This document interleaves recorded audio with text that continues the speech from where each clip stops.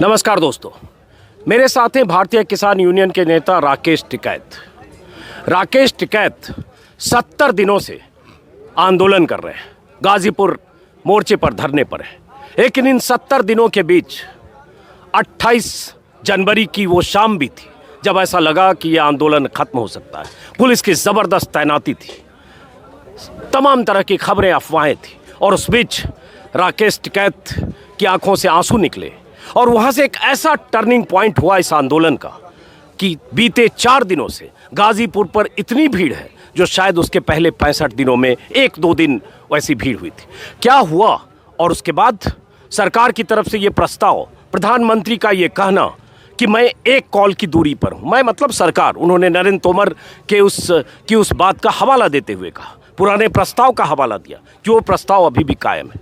और इसके बाद यहाँ से आगे आंदोलन, और उसके बाद इन सब के बीच जहाँ अभी गाजीपुर बॉर्डर पर जहाँ बैठे हैं, यहाँ से 1 किलोमीटर आगे, 2 किलोमीटर पीछे पुलिस की ज़बरदस्त मोर्चेबंदी। इस सेंस में ऐसा लग रहा है जैसे 2 मुल्कों के बीच सरहदें खींची जा रही है, बाड़बंदी हो रही है, किलेबंदी हो रही है, तारबंदी हो रही है, कोई पैदल भी नहीं जा सकता है। ऐसी स्थिति क्यों आ गई जब किसान NH-24 की 2 कतारों में 2 सड़कों पर है, बाकी सड़कें बंद कर दी गई? इसके क्या मतलब है? कोई पैदल जा नहीं सकता, कोई पैदल आ नहीं सकता, और सरकार का ये कहना एक कॉल की दूरी पर है। इस बीच किसानों पर मुकदमे, पत्रकार की गिरफ्तारी, बहुत कुछ हुआ। तो राकेश टिकैत से थोड़ा इत्मीनान से बात करेंगे। टिकैत साहब, सबसे पहले एक जो बड़ी बात हुई कि बीते 2 दिनों में हुई, ख़ास तौर से, और लगातार सोशल मीडिया में दिखाया भी जा रहा है कि गाजीपुर, टिकरी, सिंघू, सब जगह पुलिस ने मल्टी लेयर सुरक्षा की। वो चलिए पहले भी थी, लेकिन उसमें कंक्रीट से भरा जा रहा है, फिलिंग हो रही है, कीलें लगाई जा रही है, और ऐसी घेराबंदी हो रही है कि एक आदमी पैदल भी यहाँ से वहाँ ना जा पाए। और ऐसा लग रहा है कि पता नहीं यहाँ क्या होने वाला है। क्या मतलब है, लगता है आपको इसका?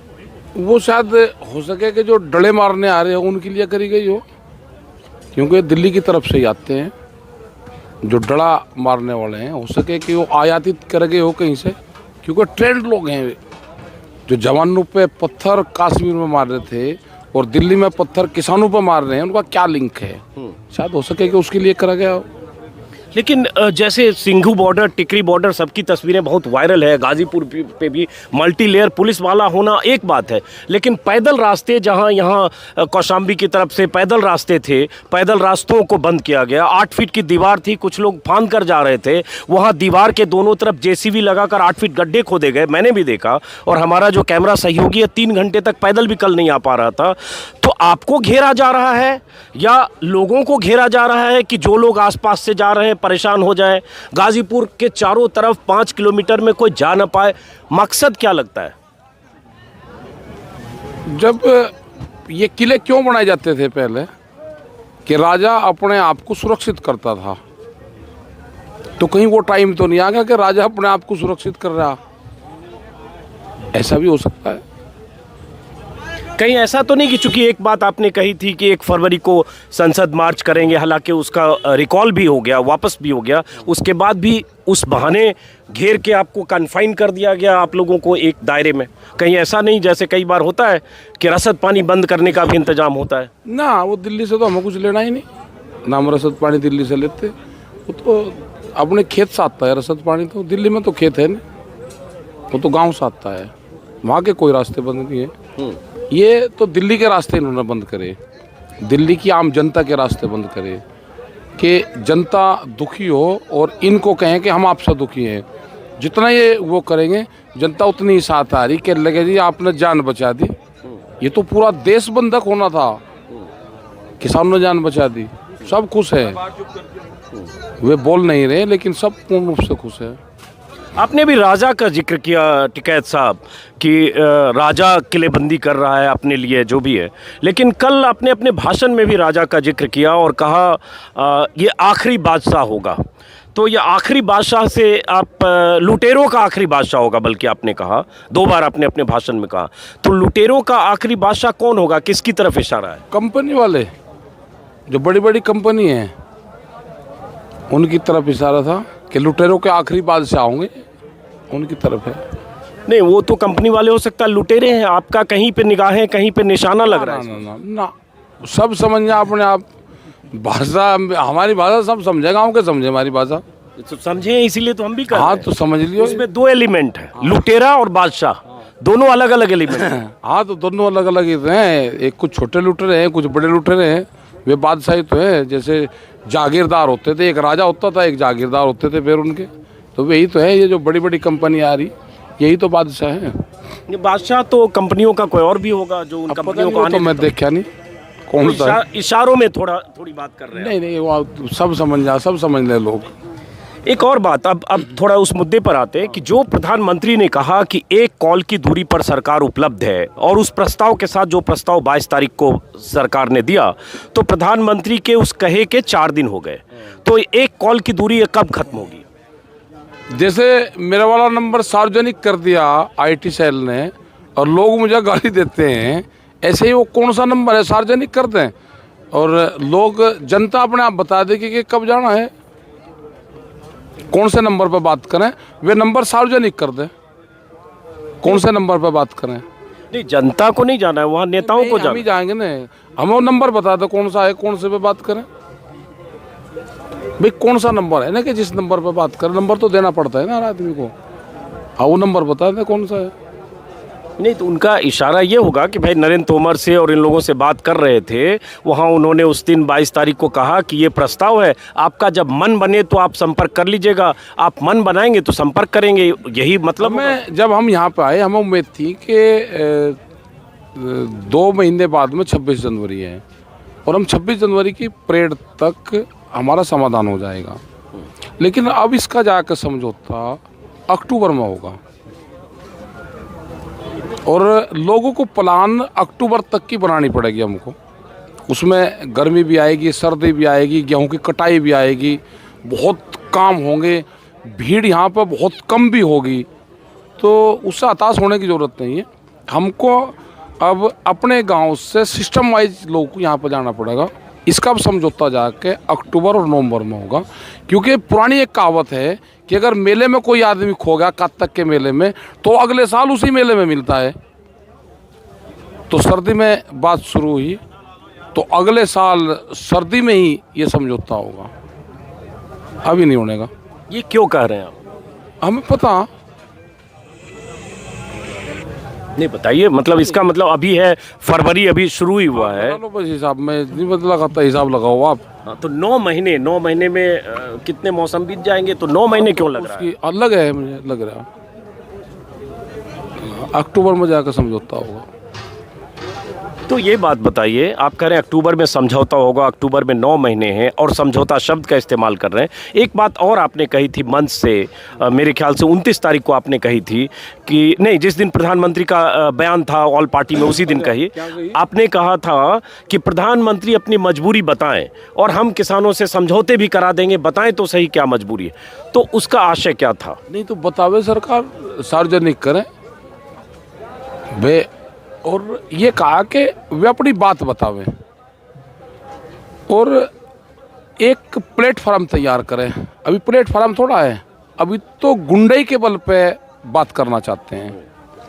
मतलब पंचायत में तो ले जा रहे, लाठी ले रहे साथ में, खीर राखी बना और बैठ गया कि खा, पंडित जी को घर पे बुला के, महाराज जी को, और लाठी लेकर सामने बैठा, कह लगा खानी पड़ेगी। वो लाठी देख के, उसे खीर को देख के, हालात ये है, वो नहीं होने का। जब एक लेवल आ जाएगा, एक प्लेटफॉर्म बन जाएगा, जब ये लगा कि दोनों पक्ष बराबर उस पे है, तो जब जाके संयुक्त मोर्चा जो कमेटियां हैं, जब जाके बातचीत का एक माहौल बनावे पहले। मतलब आज हालात ये कर दी कि दिल्ली से इतनी दहशत होगी कि हमारे लोग अगर जाते हैं उसको पकड़ रही पुलिस, उसको मारपीट कर रही। कौन सा गुनाह कर दिया किसान ने, कौन सा गुनाह पत्रकारों ने कर दिया? मतलब उससे दबाना चाहते हैं क्या? अभी तो दबाने की पोजीशन में है, वो कर रहे। ऐसे टाइम पे नहीं मुझे लगता कि संयुक्त मोर्चा कोई बातचीत करेगा, या बातचीत का उनका कोई प्रस्ताव आ रहा और कोई बातचीत का माहौल बनाएंगे, अभी नहीं बना रहे।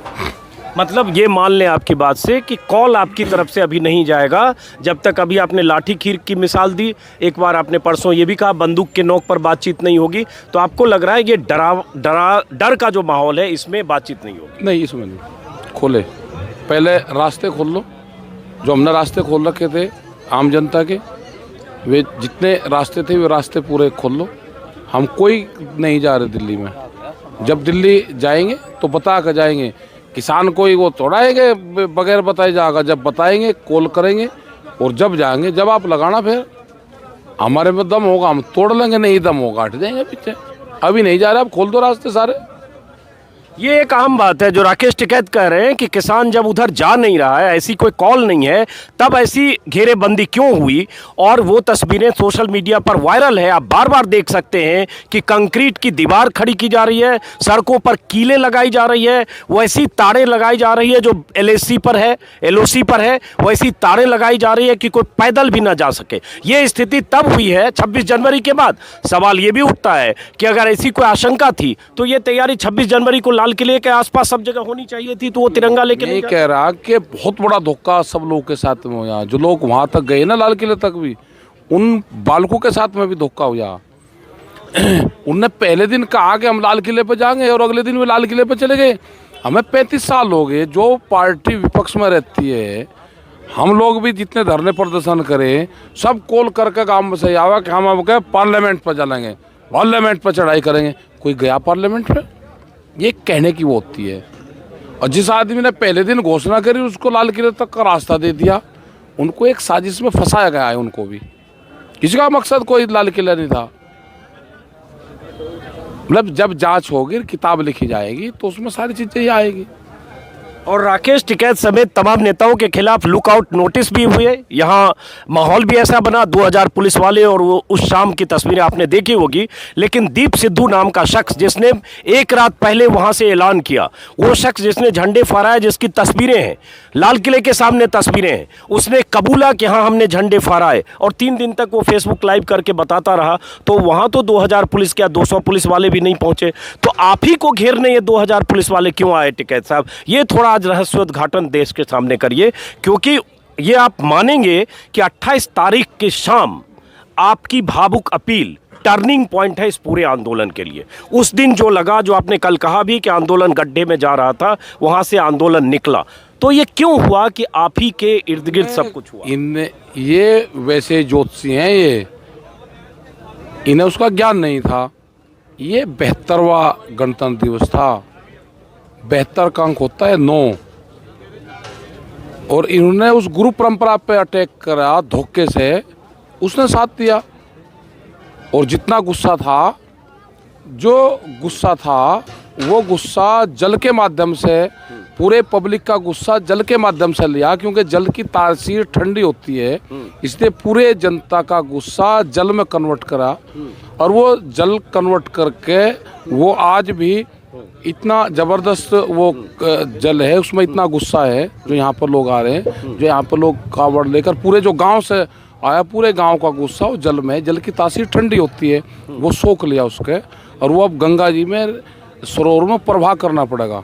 अगर उस जल को आप यहाँ से और कहीं किसी उसको दे दोगे और ये कह दोगे कि ये वहाँ का है, वो तूफान खड़ा कर देगा। उसको शांत करना है। और इसका देवता जो होगा इस पूरे आंदोलन का, जो किसानों का, वो जल होगा। किसानों को जल की पूजा करनी पड़ेगी, जल का संरक्षण करना पड़ेगा, जल को व्यस्त नहीं जाने देना, वही इस आंदोलन का पूजा स्थान बनेगा। अच्छा टिकैत साहब, फिर दिल की बात, चूंकि भीड़ में वो ऐसे बात नहीं होती है, ऐसे पहली बार बात हो रही है 28 के बाद, उस वक्त क्या लगा कि आप इतने भावुक हो गए, इतने भावुक हो गए कि हज़ारों किसान यहाँ, पहले यहाँ उत्तराखंड और यूपी के आते थे, पटियाला से रातों रात लोग आ गए, दूसरे राज्यों से आ गए, हरियाणा पूरा टूट के आ गया, रात भर हम लोग यहाँ थे और हमने सुबह तक काफिला देखा, अभी भी लोग आ रहे। हर आदमी आपके उन आंसुओं की, उन तस्वीरों की बात कर रहा, तो ऐसा क्या लगा कि आप अपने को नियंत्रित नहीं कर पाए? फिर नहीं समझे। और शायद मैं बता दे रहा हूँ, शायद जो मीडिया उस वक्त मौजूद थी, जो शंखनाद कर रही थी कि ये मोर्चा खत्म हो रहा है, आंदोलन खत्म हो रहा है, सब चीज़ समेटा जा रहा है, उस मीडिया को भी शायद अंदाजा नहीं था कि इस आंसू का ये असर होगा कि ये किसानों का जत्था यहाँ से जाने की बजाय यहाँ आने लगेगा, पुलिस वाले यहाँ से जाने लगेंगे, किसान आने लगेंगे। क्या हुआ? अगर वो जल निकला है, जल का संबंध किसान से है, उसका सरोवर से है। अगर आग निकल जाती तो क्या होता? ये सरकार समझ ले, इसका फैसला करने वाला कोई और है।